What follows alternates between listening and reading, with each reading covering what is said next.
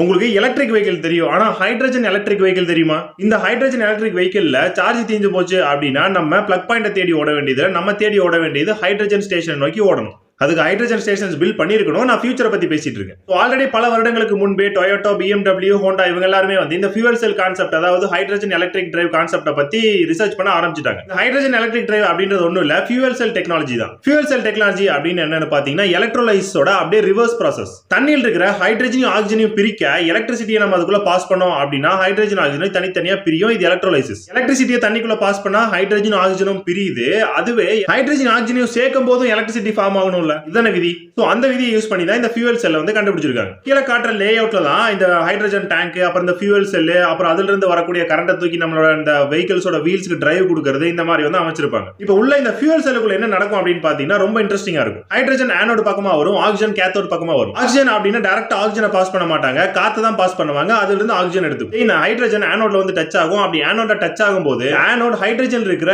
எலக்ட்ரானையும் புரோட்டானையும் தனித்தனியா பிரிக்கும். பிரிச்சுட்டு அடுத்த கட்டமா இந்த எலக்ட்ரோலைட் இருக்கு பாத்தீங்களா, இது புரோட்டான்ஸ் மட்டும் தான் பாஸ் பண்ணி கேத்தோடுக்கு தருமே தவிர எலக்ட்ரான்ஸை பாஸ் பண்ணி தராது.